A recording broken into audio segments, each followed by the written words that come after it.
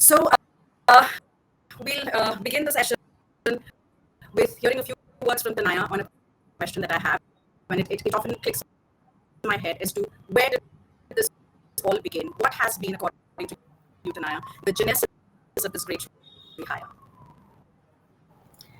Okay, so I'm going to rewind where we are today.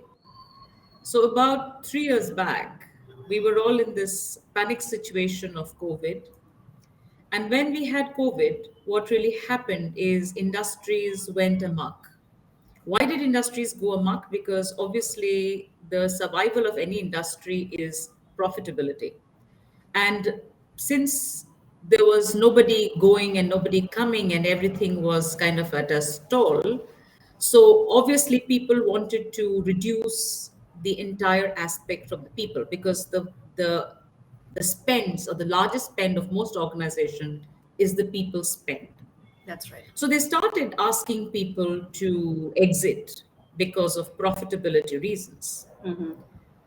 When this happened, a lot of young adults or adults in the US decided that they wanted to change or switch what they were doing because they saw death all around. That's right.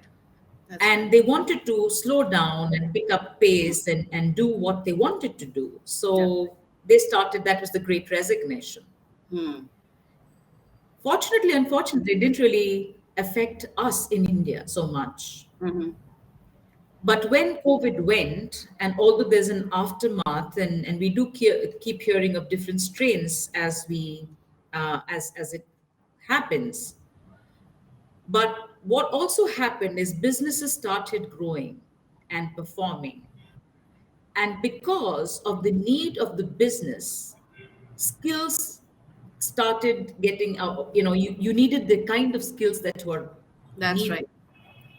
So again, this entire piece of rehiring is in three stages. One is the young youth that you're getting in. Mm-hmm.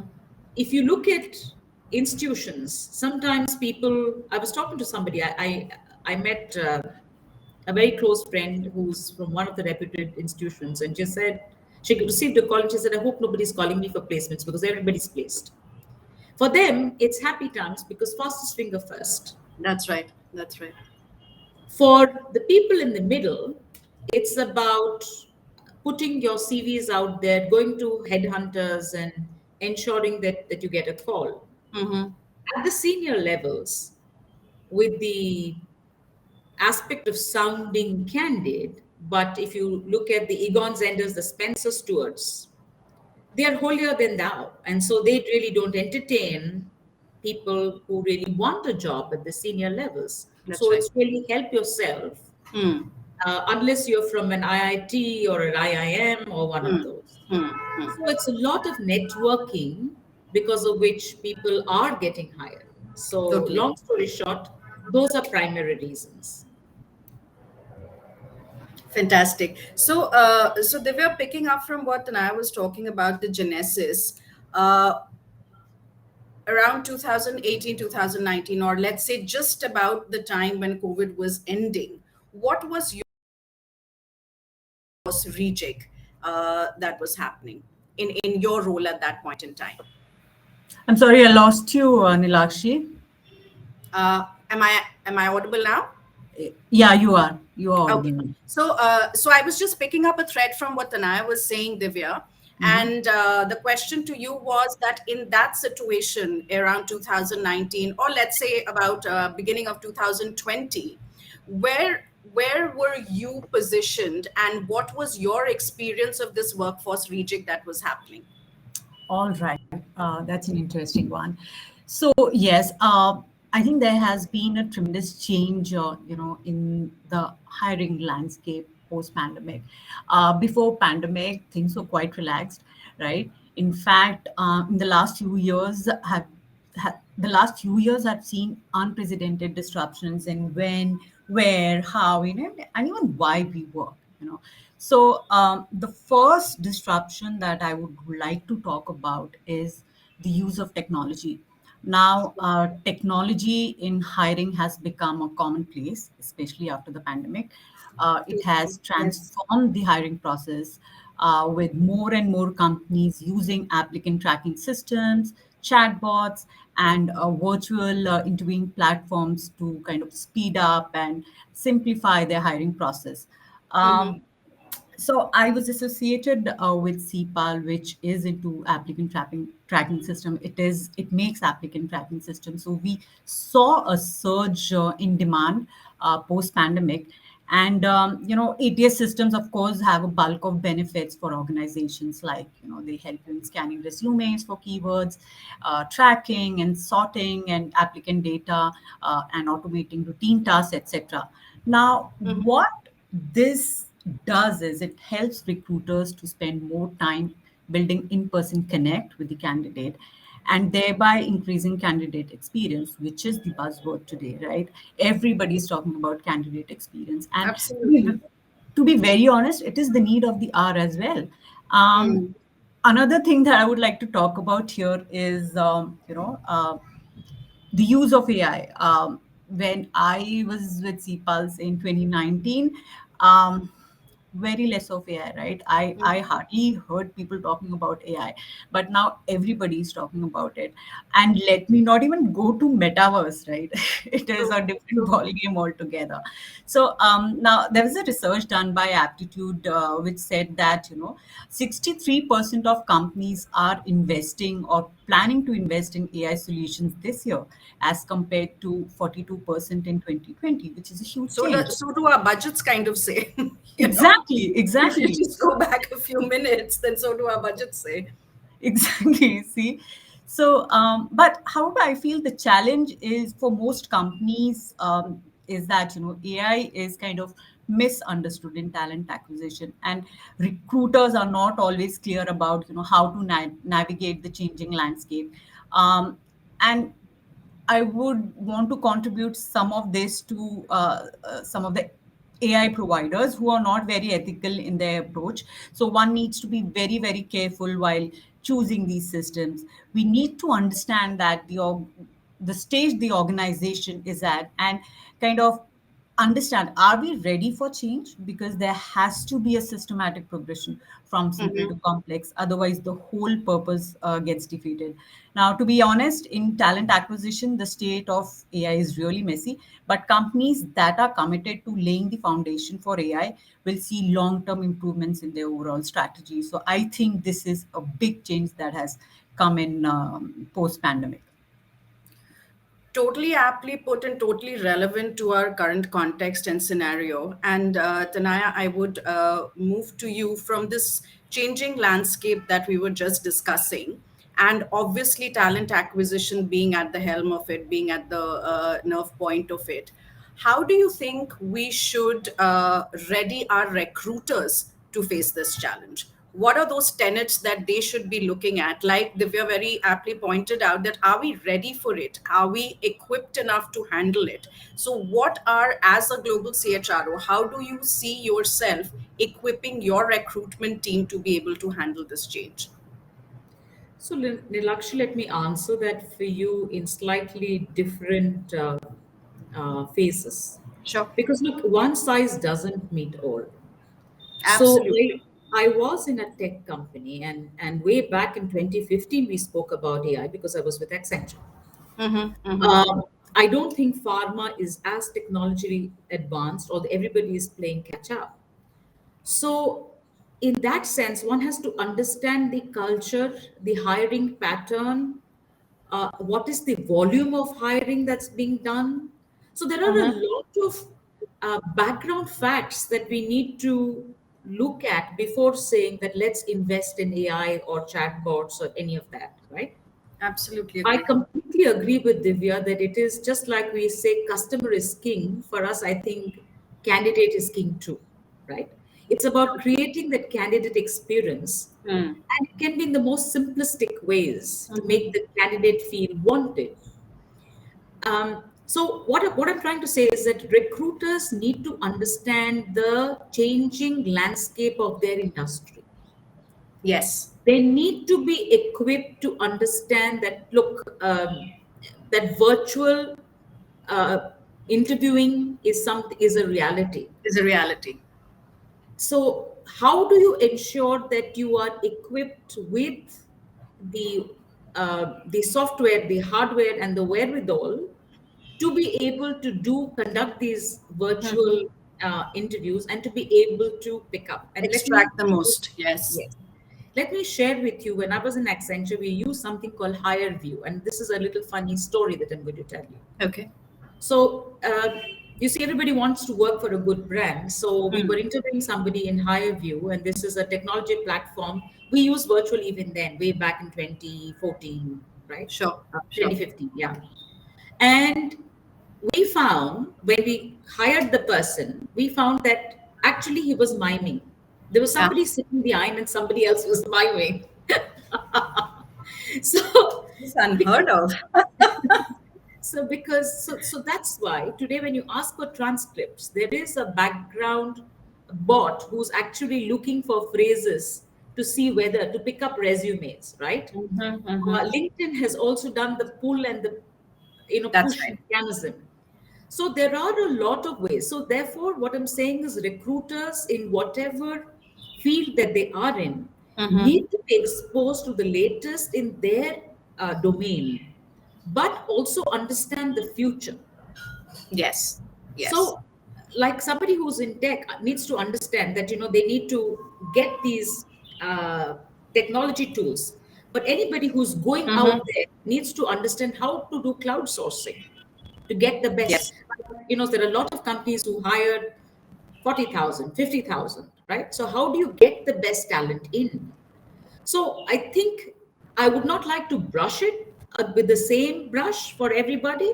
I think it's a question of where you are, what is the stage, but there is no, uh, you have to acknowledge the fact that today technology is in and people have to be trained to Yes. get in the next step, the Hmm. next wave of technology.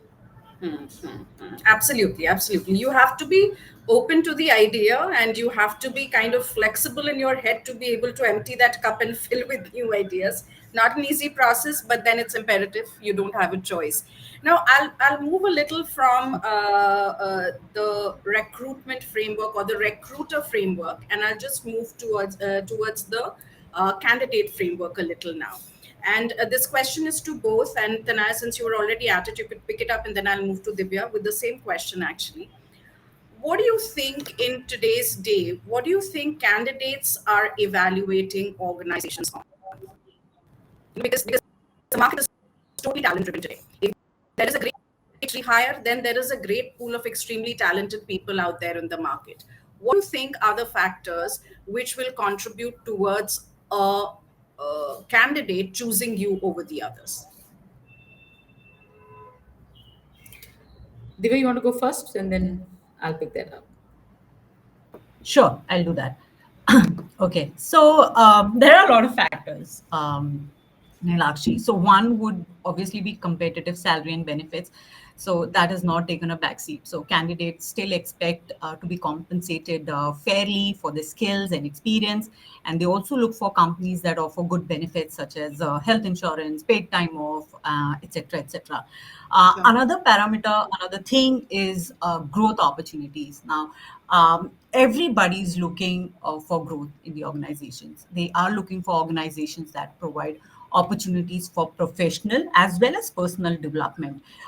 They look for companies that invest in employee training and advancement. One of the top reasons people leave companies is the lack of career development opportunities, and that has been proven in a lot of surveys that has been conducted. Absolutely. And candidates will kind of avoid companies for the same reason. Now, what we have to do is we need to make our internal mobility and L&D strategies clear during recruitment and help candidates better evaluate us as an employer or organization. According to a survey, roughly one third of candidates view career growth as a motivational factor when choosing an employer. So this is very, very important. Growth opportunities, learning opportunities. Another thing that has come up recently is work-life balance, remote opportunity, right? Candidates are looking for employers that value their employees' well-being and offer flexible schedules and the option to kind of telecommute or work from home. I'll quote a survey that said, let me just tell you, it's a very interesting one, which said that around 55, yes, 55% of the employees that were surveyed, they said that they would prefer work from home or remote opportunities than kind of going to office. We know the reasons why they would want to do that. They want to avoid that travel time, the commute time, and everything. It gives them opportunity to kind of spend more time with the family and work at their own pace, and they can. And this is something that I experienced as well. When I was working remotely, I could give a lot of time to my kids and work at my own convenient time, right? Work for office at my own convenient time, so that kind of helped a lot. So that is important. Another disruption would be, or another factor that contributes is, that candidates look for is the company culture. Candidates want to work for organizations that have a positive, inclusive company culture and promote a healthy work environment. So these are some of the parameters that I think Parameters. evaluate organizations on. Sure, sure. I'll move to Tanaya, and then I have a few questions around them. Then I'll just pose those questions. So, Nilakshi, my statement would be slightly, while I agree with all of that, but I would like to put them into two or three buckets. Sure. One is at what stage is the person. So you'll see that a lot of young, fresh graduates or postgraduates, right, want to work for startups. Yes. They want to do their own startups. They want to work for new startups because the ideas are fresh, right? Totally. They are wanting fast growth, fast money, fast pace. So that's your so that's One the segment. intent. Yes, Yes. one segment. Then the next obviously are looking for stability, career growth, all of that. And the last is looking at, if I'm going to retire, how do I get in more funds? So that's your population. So depending on the kind of population is the kind of benefit, right? Mm-hmm. The next thing is the company, right? When anybody is looking in middle of whatever segment you are in, you're looking at the overall company that you're looking at. So therefore, Overall at organization. a brand, because a lot of people are being very picky, because if you are in, say, some family run businesses, Mm-hmm. they kind of change their decisions very quickly. And what Mm-hmm. happens is the candidate is seen as swapping, but actually that's not his or her fault, right? So Mm-hmm. they're looking at company reputation, company culture, company environment, all of that. So, in fact, you will give offers and people will refuse those offers because they Yes. don't Yes. believe in the brand of the company. So that's from the perspective of the employee, whatever cadre the person is coming into. Sure. The third section is obviously the kind of benefits in everything that Divya said, which is, Mm-hmm. in terms of flex, money, compensation, benefits, and all of that. Let's also understand the kind of workforce that's coming is not your regular workforce anymore. A lot of Very good. employees are wanting to do gig. Mm. They want Mm. to do short-term assignments at their own pace. Yes. There was a big talk about this moonlighting, right? Yes. Uh, Yes. but a lot of people want to do moonlighting not because they just want the money, but they want variety because it's what they want. It And it's satisfies also about the freedom to exercise what they want to do. They don't want that freedom to go away from them. exactly. Hmm. So you have a different category of workforce that's coming up. Then there is contract workers. Okay, Yes. Mm-hmm. so there is a whole host of options which are available, which was really not available. So therefore, it's not a one standard answer. So therefore, Absolutely. I've tried to put them into buckets so you get a perspective of where I'm going with this. Perfect.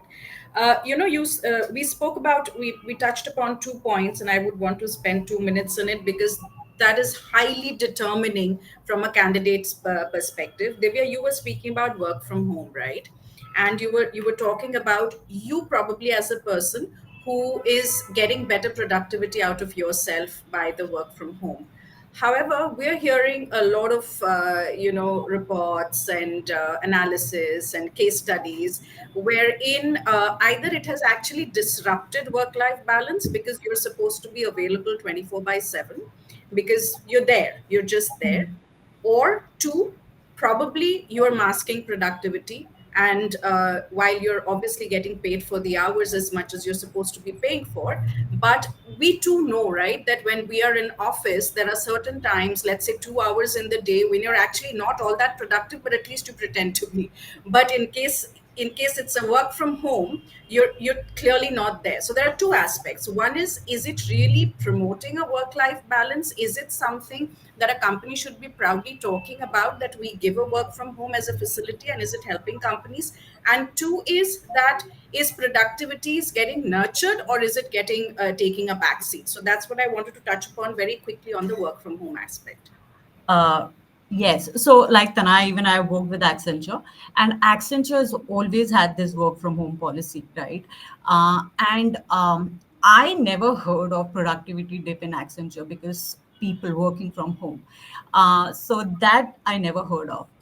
This has become more commonplace now, where organizations are Yes. kind of trying to provide work from home to employees because that is something that the employees have become very comfortable with. I also, Yes. I understand there are certain jobs where you need to be in office, you need that require you to be in office. Uh, to address to that thing, I think what we can do is provide flexibility, right? Don't be kind of stuck with that 9 to 5 shift wala mindset, right? You cannot do that anymore. You have to offer them flexibility because that is the need of the hour. And yeah, I there are the adopt technology. That is what we were kind of discussing to gauge productivity and not the number of hours employees spend Totally in agree. office. Yeah. Mhm. So that is my take. So yeah, so just picking up a leaf from what she was saying, Tanaya, while work from home has become a selling point for a lot of smaller organizations, see, Accenture has been doing that from before. They have had a system in place. A lot of smaller, newer organizations, IT organizations especially, they probably have been compelled to do it because of whatever emerged as an environment during COVID. But are they equipped enough to be able to handle it and to ensure what we were just talking about, productivity, etc.? So, in that sense, how do you think organizations should ready themselves so that they can actually look at it as a USP and not as a compulsion for the employee? Look, once man's food is another man's poison, right? Yes, So a lot of organizations, I mean, there's a reason why, say, Elon Musk wanted everybody back in office, right? absolutely.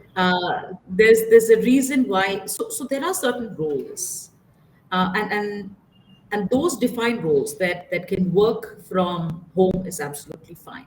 But just imagine for an engineering company or a construction company or a manufacturing company or a pharma company, you cannot work from home You because you can't. need to make those drugs and you need to get it out. If you are at the site, I work for SR Constructions. We were in Dubai, we were in Australia. If we didn't have those, you can't have machines come. So wherever it is possible, I think it's about understanding what is the role really, right? and and therefore certain monitoring as well. Yes. See, the Yes. workload in IT or tech companies Hmm. is regulated. I mean, you actually do not have time. To be very honest, in my role, I used to multi-skill because there would be a bunch of mails that came in. Initially, when I joined Accenture, I called myself Alice in Wonderland because I saw no one, and I had these mails that kept coming. I mean, the day I joined, I had 100 mails, right? Um, so yeah, so therefore, it's about understanding the where is the organization, what Yes. are Yes. those roles that so it's about taking. Precisely. Hmm. Yes, so it's about understanding. So you had a hybrid culture, even some of the tech companies, because you came in when you were supposed to come in. But at the same time, you did a lot of multitasking. So you attended calls, you took points, you were thinking about what to do in terms of strategy because you were a lead, right? You were Yes, also listening into, and you were also doing mails. So you were actually doing a lot of other things. And absolutely. literally, you were working back to back, and you were working like a robot for 12 hours, 14 hours, because that model was in place, right? That's the pace of the organization. Either you are there or you're ejected out. That's a natural system that they built. But for other organizations started offering this, it is about understanding what is the need of that organization. Do they really need it? Because please also understand that we become robots. And I'll give Yes. you again an example. I met my, I was not able to attend the call yesterday when we had the practice session because my colleague from Dublin suddenly dropped in. But I was able to tell him a lot more on a face to face than I ever could on on a Agree. Teams or a Zoom, or because there's a personal bonding. So that's the reason a lot of companies are falling back. That's true. So there That's is true. no right model. It's about understanding what is The the need of the need for that company. organization. Yeah, That's correct. exactly.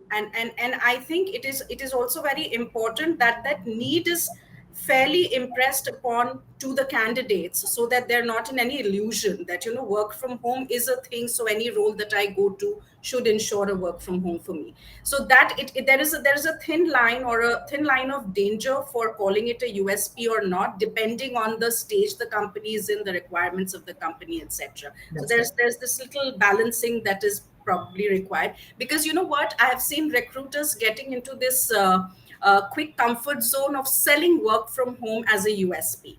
Now that I feel is emerging as a trouble in a lot of organizations, because that is an expectation setting which is going beyond what one can manage. So one needs to be probably a little more careful there, is what I think. Coming to the last bit, and this is where again I would invite comments from both of you.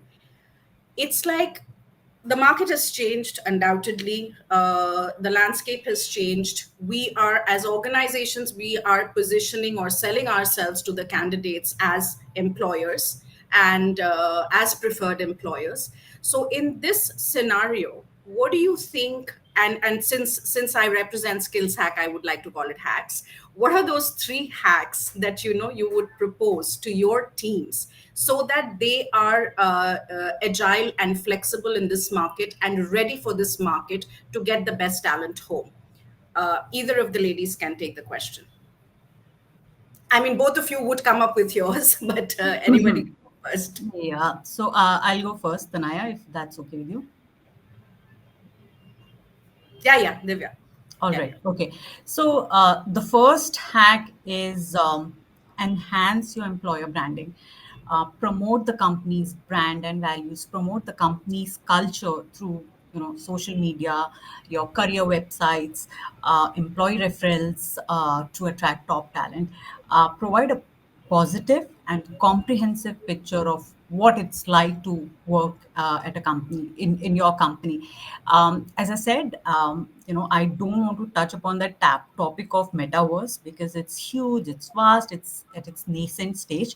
But I believe that in future, metaverse will help in kind of portraying that culture for you, because as we said, and as we discussed earlier, remote hiring is has become commonplace. And now, sitting in India, you are hiring employees in Nigeria, in Philippines, and places like that. So metaverse will help you there. So the first thing is enhance your employer branding. The second hack would be to foster diversity and inclusion. Promote diversity and inclusion in the workplace by implementing policies and initiatives that support these values. It's very, very important that your DEI initiatives are communicated during your recruiting process itself, and that your team is able to answer the candidates questions about your DEI commitments and initiatives. Now, this can help create a workplace that is very welcoming and respectful of all employees, regardless of the background and identity. In fact, I have hired so many people who, from say defense background, transitioning into the corporate world. Yes. People who've been on maternity breaks, right? Females who've been on maternity breaks. Breaks are no more a taboo, that too It in India. isn't. It is, Thankfully so. Thankfully so. yeah, exactly. So I've hired so many people who've been on long career breaks. I don't even care about the reason. If the candidate is good, and if I feel that the candidate is going to be a good culture fit, I will hire him or her. So that is number two. And the third one is obviously the use of technology. You will have to be tech friendly. You will have to dirty your hands in technology. So these are the three hacks that I have for the recruiters or Fantastic. HR community at Fantastic. large. Tanaya? Okay, so my answer is slightly again different. So my hack is, first, as an organization, look at yourself. Uh, what is the culture that you're building? Who are the kind of people? Because if you are promising something and you are, it's really something else, people are going to find out. They're just going to go to Oh, yes. Glassdoor and they're going to find out, right? So I Oh, think yes. recruiters need to understand the need of the organization. So you might not need the best person or the most talented person. What you need is the best attitude of the person, somebody who can adapt to the organization, right? So, Agree. so my first hack is for recruiters to understand the need of the organization. The second hack is to understand the kind of people that are needed for that role, right? So some would be very, very niche skills. So where do you get these niche skills, right? Yes. And some could be very generic. So it's also about understanding and having your pulse on the industry and being able to get, Truly. for instance, like I said, fastest finger first, right? For the new hires, right? So I think that's the second one.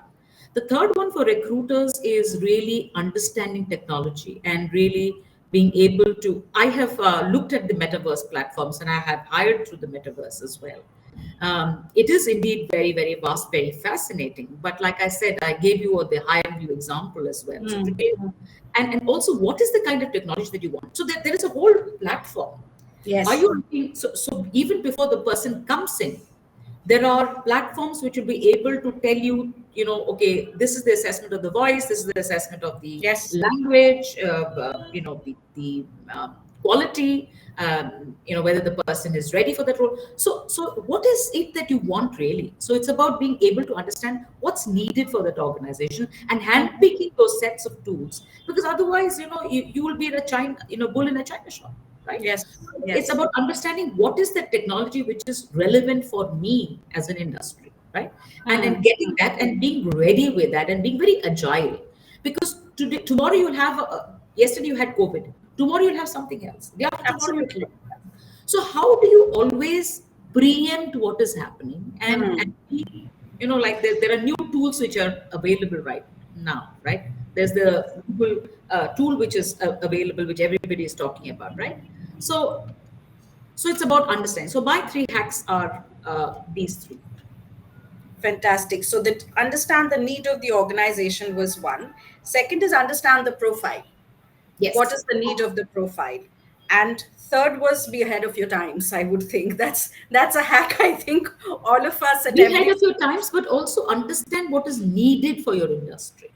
absolutely, One absolutely. size doesn't fit all. I mean, I can't get in something which was good in another organization and start using it here. Truly, Doesn't work. truly, truly, truly. So yes, so the relevance of that particular tool, technology, behavioral attribute, is it relevant for your organization? Does it talk to the culture and the values of your organization and whatever contributes to the profitability of your organization?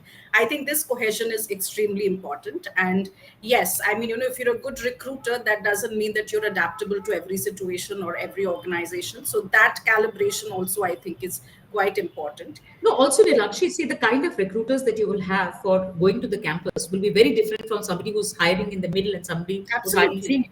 So the skills are different, right? The tools Definitely. will be different. So No, no, therefore, the people you're attracting is different. How you need to communicate with them is different. How you need to set their expectations is different. So totally agree. So that segmentization is extremely important and relevant. I think we have 6 hacks for the entire recruitment community to be really looking at, and but besides that, I think it was a very enriching conversation, because that's the beauty when we talk of people from within industry sitting in the heart of the industry, that these are things one can quickly go and implement. If anybody is listening to us, and which I'm sure there are, it is things which people can go and implement and get fruits out of. So a big thank you to both of you for spending this time and spending these very, very valuable nuggets. And I hope to see both of you much more often on the platform of Skills Hack. Thank you Thank you. so much. Thank you, Neelakshi. Thank you, Tanaya. It was Thank you thank you so very much. much, Neelakshi. Thanks, Divya. Good meeting you.